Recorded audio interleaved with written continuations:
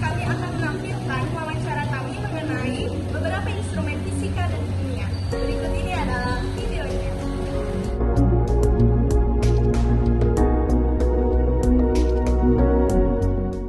FTIR ini fungsinya untuk biasanya kalau kita menguji sampel-sampel yang mengandung gugus fungsi, ya, baik itu pada sampel yang sejenis minyak, ya, juga sejenis serbuk. Misalkan contoh kita menguji sampel obat paracetamol, mau uji DP gugus fungsi. Ini ada dua sistem penggunaan alat FTIR. Ada yang sistem untuk jenis sampel minyak, ada yang jenis sampel serbuk. Ini ya, jadi ini bisa diganti-ganti, tidak hanya monoton yang ada ini. Jadi ini bisa dibuka, ini dibuka, ini diganti dengan alat ini untuk uji sampel serbuk, ya. Ini. Nah, ini. Jadi ada dua jenis alat yang bisa kita ganti dalam pengujian sampel, ya. Ini sampel yang mengandung minyak, juga sampel yang berbentuk serbuk. Di sini dia sebenarnya rangkaian ini menggunakan alat komputer, ya, ada layarnya, dan ini sudah terprogram. Alat ini dia tidak bisa ada aplikasi lain selain aplikasi FTIR. Jadi kalau kita misalkan menguji satu sampel atau kita menganalisis sampel yang menggunakan alat ini, dia akan terbaca di komputer, dia akan terbaca, dan programnya aplikasi sudah disambung dari alat ini ke layar komputer. Jadi dia akan terbaca. Kita akan melihat, nanti akan ada misalkan kita melihat puncak peak dari struktur itu. Misalkan menguji gugus fungsi apa gitu, muncul DP biasa absorben apa? Panjang absorben dengan apa? Kalau di materi tanya. Panjang gelombang dengan absorbensi, ya. Nah, absorbansi itu muncul di situ. Jadi dia nanti akan berbentuk seperti grafik, paham? Iya. Dia seperti grafik. Di sini ada skalanya, ya. Di sini ada skalanya. Di sini dia akan terbentuk DP peak, ya. Layarnya akan seperti ini, ya. Grafiknya akan seperti ini. Dia akan muncul misalkan kita menguji sampel apa, akan terbaca dia misalkan gini. Dia akan berbentuk ini, ya, seperti ini, ya. Dia akan peaknya misalkan dia tinggi, semakin absorbennya semakin tinggi, akan terbaca di sini DP hasil, ya. Itu cuma karena memang alat tidak dinyalakan dan memang tidak boleh dinyalakan, jadi sebatas itu yang menjelaskan, dan mungkin kalian paham toh grafiknya tentang yang jelas fungsi dari alat FTIR ini. Kita akan menguji suatu sampel yang mengandung atau kandungan gugus fungsi yang ada di dalam sampel itu, ya. Kalau kita menggunakan alat sampel yang berjeniskan minyak, ini kita cara pengoperasiannya seperti ini, ya. Menggunakan beberapa alat yang utamanya harus ada pipet, tetes, ada pipet tetes khusus untuk alat ini. Kemudian menggunakan gelas kimia yang ukurannya biasanya 50 mili atau 100 mili. Nah, sampel itu kita ambil dari pipet tetes, kita tetesi sedikit di sini. Jangan sampai melewati ini. Batasnya sebatas ini, bulatan ini, ya. Sebatas bulatan ini, tidak bisa lewat dari ini. Nah, setelah dia sudah sudah tertetesi di bulatan ini, di batas ini, kita pelan-pelan kita dorong ini ke bawah sampai tercelup sedikit, ya. Nah, jadi ujung ini harus tercelup pada sampel. Nah, dia akan terbaca di layar komputer. Itu yang Ibu jelaskan tadi. Dia akan terbaca dan muncul grafik seperti itu. Ada panjang gelombang, ada nah, itu. Jadi seperti itu dia akan muncul grafiknya sesuai dengan hasil. Kalau misalkan adik-adik inginkan, hasil misalkan hasil dari uji apa ya, grafiknya harus seperti ini. Kalau tidak sesuai dengan berarti diulang lagi. Jadi seperti itu ya. Jadi ini fungsi dari FTIR kan. Ada dua ya ini. Kalau ini untuk serbuk. Serbuk kita ganti lagi, kita masukkan di sini. Kalau di serbuknya ini ada layar, ada sinar UV-nya. Ini saja namanya infrared. IR itu kan berarti infrared. Infrared berarti ada lampu, ada cahaya UV-nya. Nah, cahaya UV-nya ini ada di dalam sini. Nah, jadi prosesnya seperti dengan yang dijelaskan tadi. Dia akan terbaca pada program di layar komputer dengan grafik seperti yang dijelaskan tadi. Sama sih prosesnya, ya. Itu. Jadi serbuknya ini ada di sini, kita menggunakan KBR, kalium bromid. Nah, ini ada di rangkaian alat lagi. Nah, itu yang ibu bilang tadi. Dalam rangkaian alat ini ada, kalau ini biasa disebut apa? Lumpang alu. Nah, ini lumpang alu kecil. Misalkan kita mau uji paracetamol, di dalam kandungan paracetamol itu ada apa? Ya, fungsinya seperti apa? Jadi paracetamol harus kita haluskan dulu di sini. Kan paracetamol masih dalam bentuk tablet yang keras kan, batu toh. Jadi harus kita haluskan dulu menggunakan lumpang alu.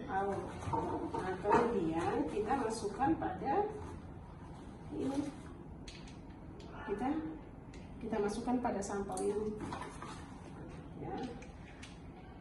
Dia akan berbentuk, baru ini kita masukkan di dalam sini. Dia akan terbaca pada sinar UV.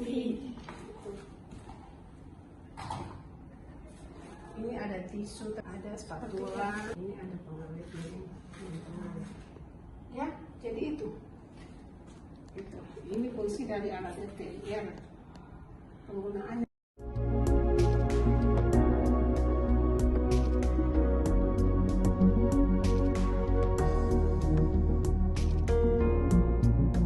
Alat turbidi ini dia biasa digunakan untuk menganalisis atau menguji kekeruhan. Kalau kekeruhan berarti kita bicara apa? Bicara? Nah, kalau kita bicara kekeruhan berarti kita bicara air. Ya. Karena kekeruhan itu hanya terdapat pada air jernih dan air keruh. Nah, ini alat turbidimeter ini alat untuk menguji kekeruhan, ya. Nah, pada alat ini itu dilengkapi dengan ada bahan standarnya. Jadi alat sebelum digunakan itu, ibu biasa menggunakan ini alat sebelum digunakan 1 jam atau 2 jam sebelum digunakan, ibu sudah harus sebelumnya juga harus dikalibrasi dulu, ya. Tapi harus dipanaskan ya selama 1 jam.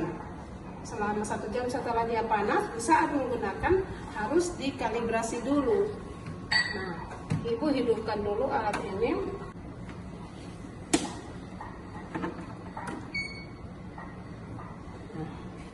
Nah, ini ya. Ibu tekan tadi ada tombol on off-nya di belakang. Sekarang turbidinya sudah hidup. Jadi menggunakan alat ini, ibu harus panaskan dulu selama 1 jam. Setelah itu, kalau akan digunakan, dia harus ibu kalibrasi dulu. Nah, ibu menggunakan alat ini, kalau mengkalibrasi itu ada standarnya. Tidak sembarang mengkalibrasi alat turbidi kalau tidak menggunakan standarnya. Ini standarnya ini biasa untuk alat turbidi, satuan dari kekeruhan itu NTU. Nah, pada standar ini ada beberapa standar NTU. Jadi dari 0,1 NTU sampai dengan 4000 NTU. Standarnya ini ya, standar untuk mengkalibrasi. Jadi ibu kalau menggunakan alat langsung dikalibrasi dulu. Kalibrasi pun ada proses, ada cara penggunaannya. Tidak langsung mengkalibrasi seperti itu. Jadi ibu misalkan kalibrasi on off ya, ibu sudah on off kan, dia biasanya kan harus panas dulu ya.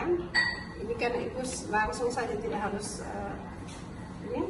Jadi kalibrasi itu ibu Ambil dulu misalkan standar dari standar 0,1 MTU. Ini standarnya ini sudah paten, ya, paten pada alat ini. Dan kalau misalkan kita menggunakan alat ini, kalau tidak dikalibrasi dulu, itu tidak akan ada hasil yang akurat. Jadi harus mengkalibrasi dulu dengan menggunakan standar ini. Karena standar ini yang memang diminta untuk setelah kita akan menganalisis sampel. Nah, kita akan ini nantinya akan muncul di sini 0000, ya, 0000. Kalau ibu sudah mulai berkalibrasi, ibu masukkan ini standarnya pada dalam tabung ini. Nah, di tabung ini ada sinar, di dalam tabung ini ada sinar apa sama dengan di FTIR? Sinar UV. Sinar UV. Ini yang tembus di dinding ini apa? Sinar UV-nya kan? Iya. Nah, itu sinar UV. Sinar UV itu yang ada di dalam sini. Itu yang akan menyinari sampel yang akan kita masukkan. Paham? Iya. Kalibrasi ini misalkan sebelum ibu menguji sampelnya, ibu kalibrasi dulu ini. Kalibrasi 0,1 standar 0,1 NTU ibu masukkan pada ini. Ini pun cara memasukkan tidak sembarang memasukkan standarnya. Botolnya tidak boleh, posisinya tidak boleh sembarang. Itu harus ada ibu yang operator, ibu yang tahu itu, ya. Jadi makanya alat ini tidak sembarang digunakan oleh mahasiswa. Ibu yang harus mengoperasikan. Jadi ada posisi seperti ini, ibu yang tahu itu caranya. Nah, misalkan contoh ini erokan, ini salah satu contoh ya.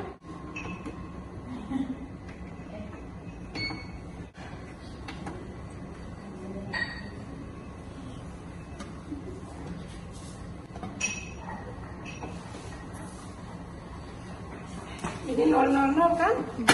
Muncul tak?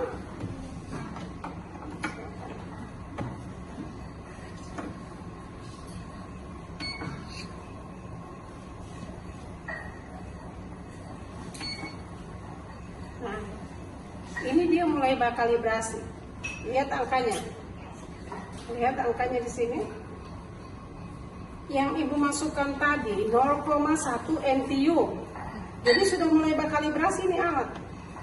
Ini dia kalibrasi dia dari angka 60 turun sampai dengan dia minta lagi kalibrasi yang berikutnya 20 NTU, ya. Nanti di situ akan muncul dia minta 20 NTU.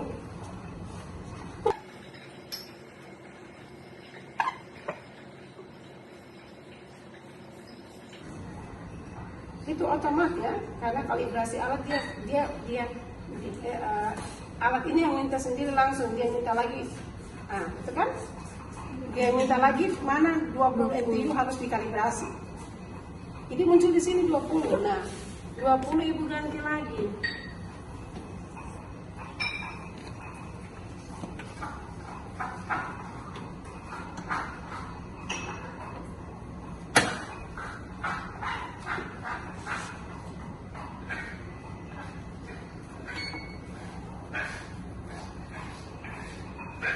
Nah, sebenarnya seperti itu. 20 kemudian dia minta lagi. Dia minta lagi NTU yang ke 200. Nanti muncul lagi di situ dia meminta NTU 200. Masukkan lagi NTU 200. Sampai dengan dia minta NTU 4000. Jadi dia akan muncul otomatis dia minta harus dikalibrasi. Mana yang 200 NTU? Masukkan lagi 200 NTU. Habis itu dia minta lagi misalkan 1000 NTU, masukkan lagi 1000 sampai dengan 4000. Nanti sudah terkalibrasi sampai dengan 4000 NTU. Dia akan muncul di sini program. Akan muncul angka sesuai misalkan 0,0110. Ah, baru itu sampel bisa kita analisis.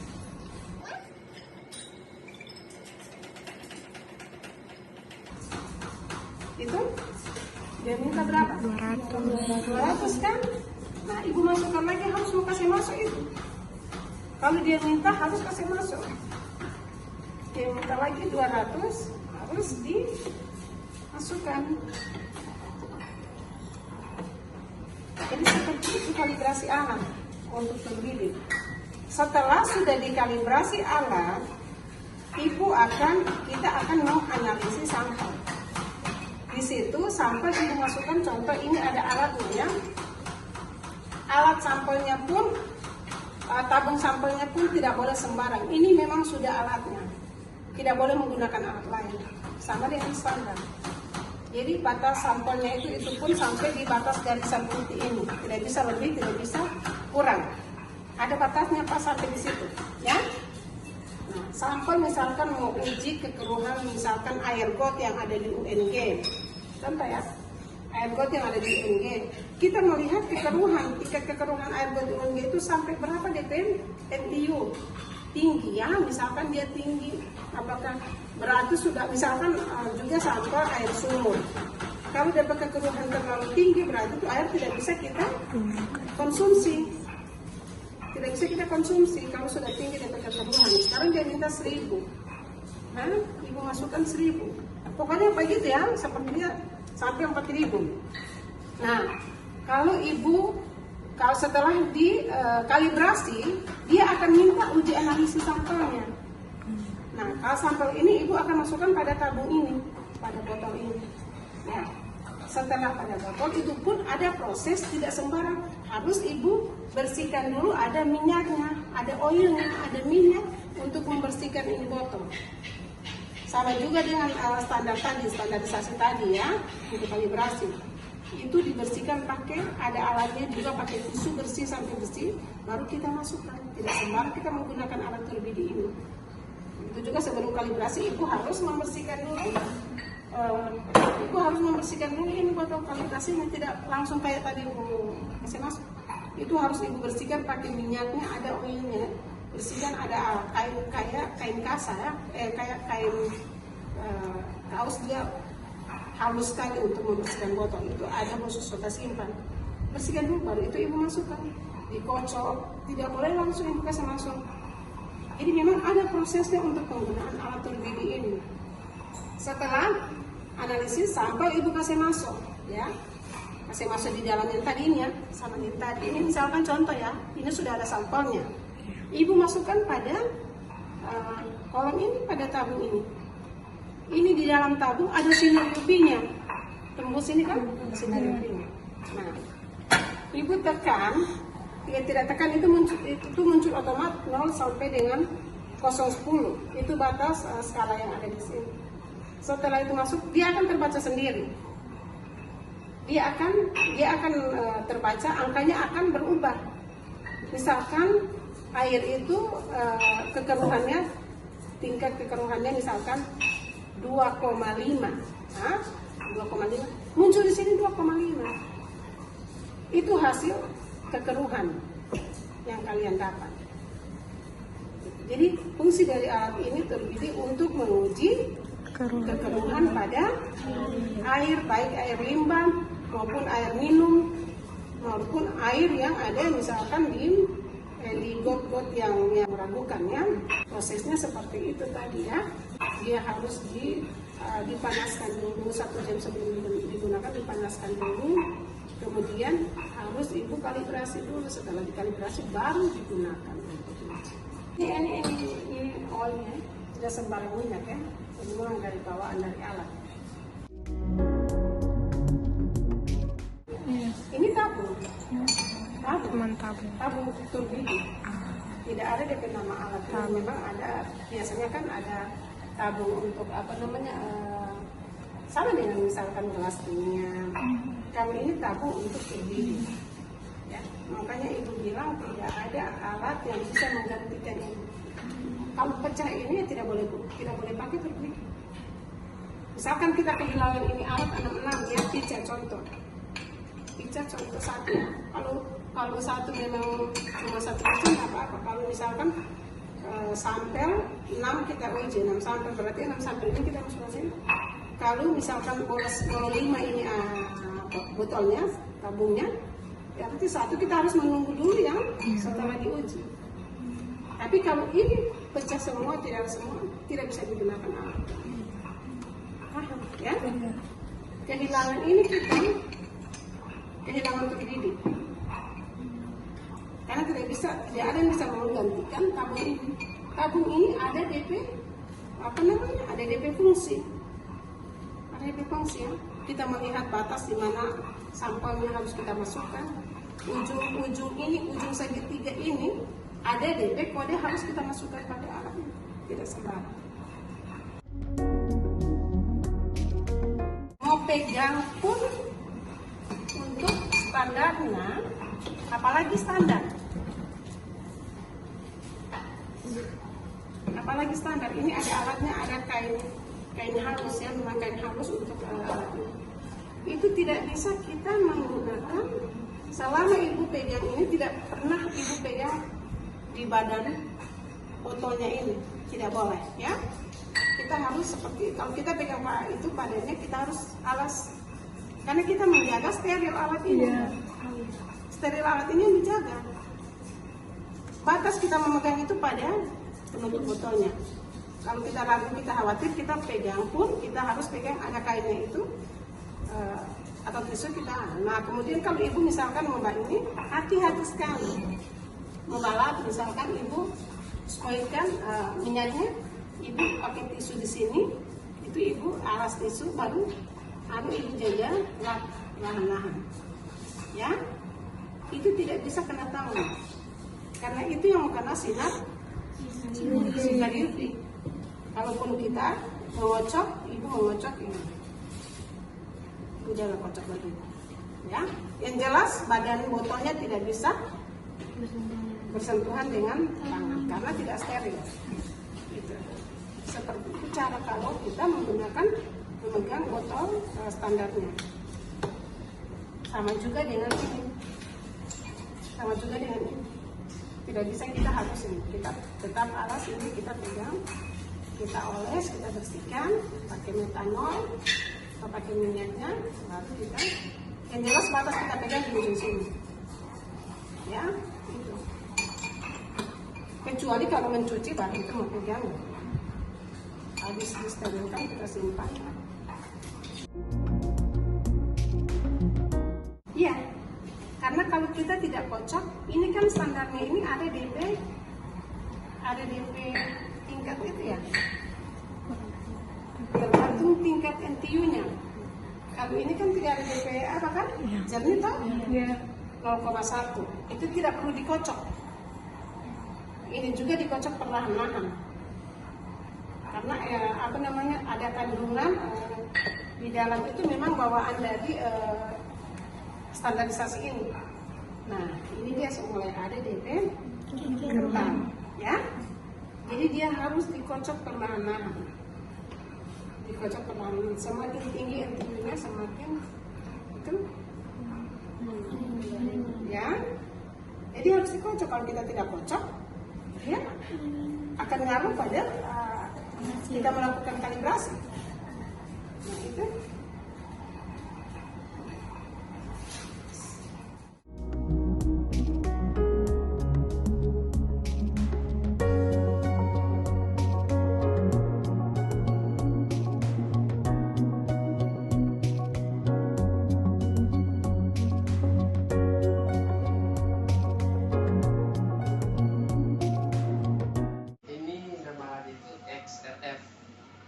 X-ray fluorescensi kalau tidak salah, fluorescensi DP bahasa ini berbeda.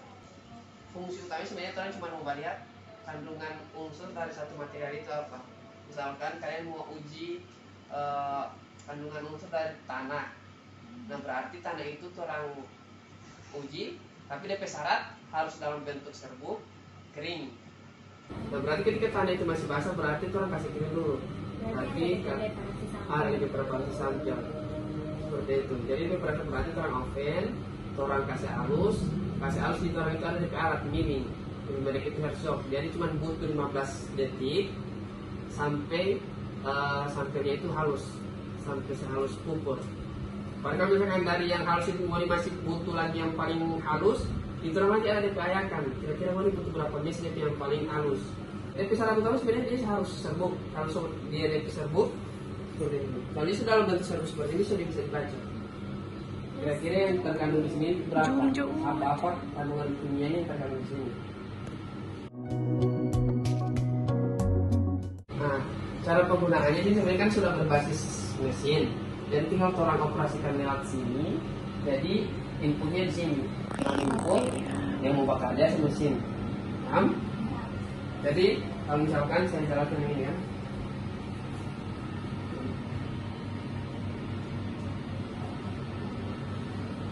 Jadi kalau misalkan ini orang so jalan kan, tinggal orang jalan kan berarti ini musuh berarti. Dia akan berbasis mesin semua bekerja. Jadi mau bakarnya harus mesin, bisa bukan orang yang sendiri mau pindah-pindah. Jadi sampel yang itu akan diangkat, akan dianalisis dalam situ. Nah, kira-kira kandungan dari sampel itu apa saja yang bisa dihubungi.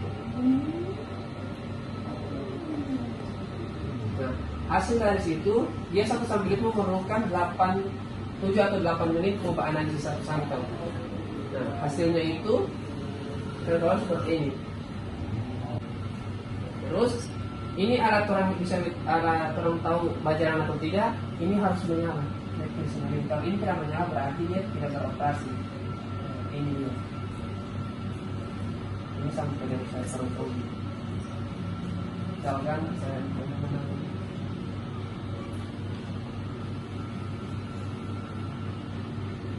kalau tidak salah yang ini dia tanah. Ini tanah dari Mamuju. Ini sampelnya Kamai, tesis S2, rekayasa nuklir ITB. Jadi disuruh di sini. Ini dari hasil kandungan unsur yang terdapat di tanah ini. Sampai di unsur kimia yang orang tidak pelajari bisa dideteksi di sini. Kebanyakan yang orang pelajari kan cuma yang 2 unsur kimia ini. Logam mulia pakai salah. Dan hidrogen sampai terakhir sama ini. Nah, sini dia muncul ada yang mana ini? Ini PR6O11 BBO ini CR ini kalau dasar ini CR ini seperti ini. Jadi hasil dari sini akan dikonversi ke dalam bentuk grafik lewat aplikasinya di sini. Cuman aplikasinya di sini serusak, bukan rusak sih, orang akses masuk ke dalam tidak bisa karena dia pakai password. Passwordnya mungkin dari teknisi langsung yang tahu, teknisi lo alat ini yang di Jawa bukan di sini. Jadi orang tunggu misalkan 8 menit. Nah, dia akan selesai ini ketika dia sudah tulis oke lagi ini. Paham?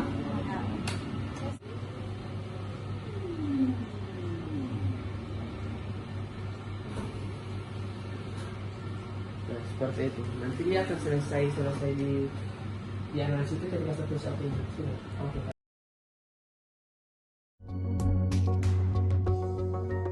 Bisa. Jadi semua sampel yang kosong ini bisa termasukkan di sini. Tinggal orang taruh. Ini misalkan kan orang taruh di B5 kan? Orang mau bawa uji B5. Berarti orang setting di sini. Mau bahas setting ini berarti orang pakai yang ini. Kuah air di atas ini.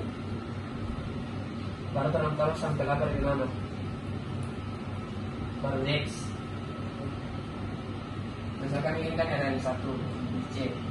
Itu orang berarti orang kasih nama apa? Misalkan S M I semi. Orang misalkan next kan. Nah ini DP preparasi. Orang cari mau preparasi pakai yang mana? Tapi kalau dalam bentuk padat orang pakai ini liquid biar 6 ini baru komplit.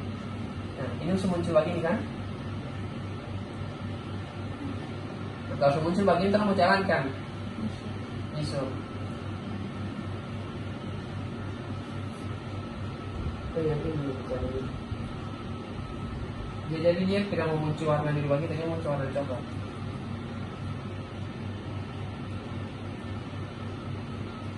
Mau muncul lagi dia coklat lagi. Warna lagi.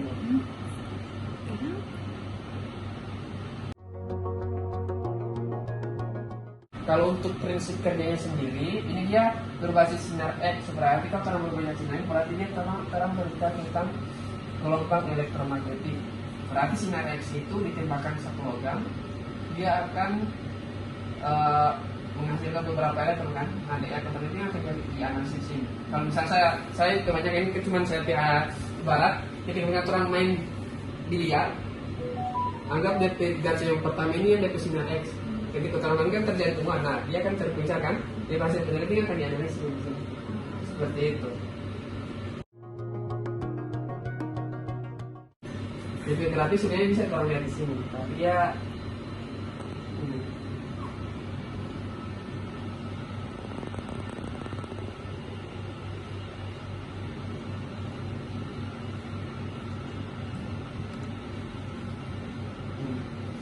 Cuman terlalu padat.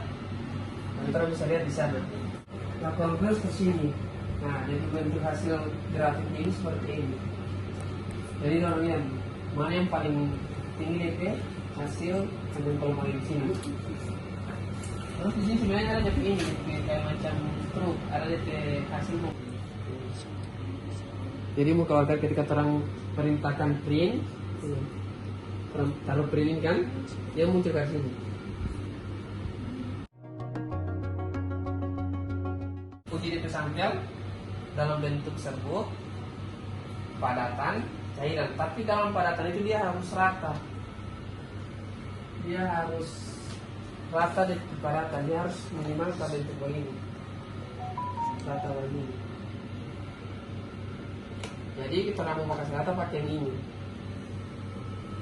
Ini dia nama miling, dia ombak sepadan. Ketika kita misalkan mau bawa ini kan, karena seperti ini dia tak naik. Jadi buka press, mesin press ini kenapa?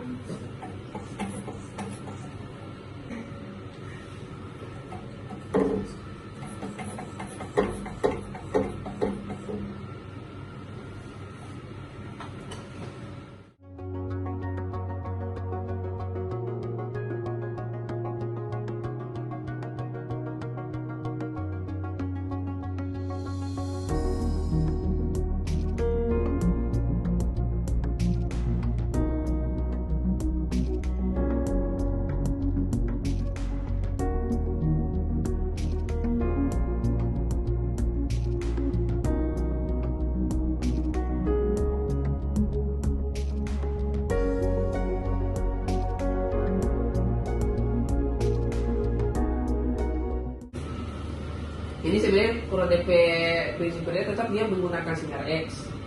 Ditembakkan lagi di satu buah logam itu, nanti dia hasil itu akan dianalisis.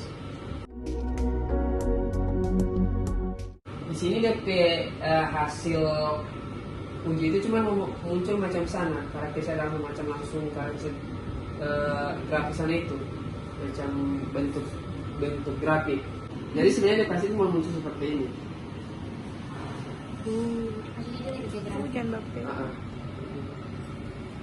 Terus orang bisa lihat dari bentuk ukuran sampel itu berapa. Jadi pakai ini. Kekurangannya ini, kekurangan ini ya, dia biaya mahal. Baru tidak dapat menganalisis sampel organik, sampel hanya dalam beberapa hubung.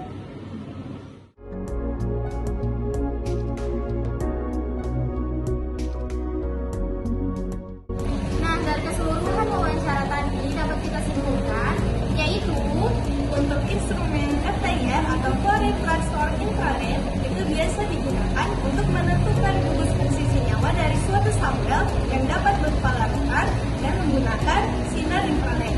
Dan untuk instrumen yang kedua yaitu turbidimetri itu digunakan untuk menentukan tingkat kekeruhan dari suatu larutan dan yang paling banyak itu diuji yaitu air yang menggunakan sinar UV. Untuk yang ketiga yaitu alat X-ray fluoresensi. Alat ini digunakan untuk mencari tahu komposisi kimia atau unsur penyusun dari bebatuan atau suatu material. Alat yang keempat yaitu XRF di mana alat ini digunakan untuk mengukur struktur molekul dari suatu sampel di mana sampel berupa serbuk. Begitupun dengan XRF di mana menggunakan sampel serbuk dan kedua instrumen ini menggunakan sinar X. Sekian video dari kami, lebih dan kurangnya kami mohon maaf, semoga bermanfaat. Wassalamualaikum warahmatullahi wabarakatuh.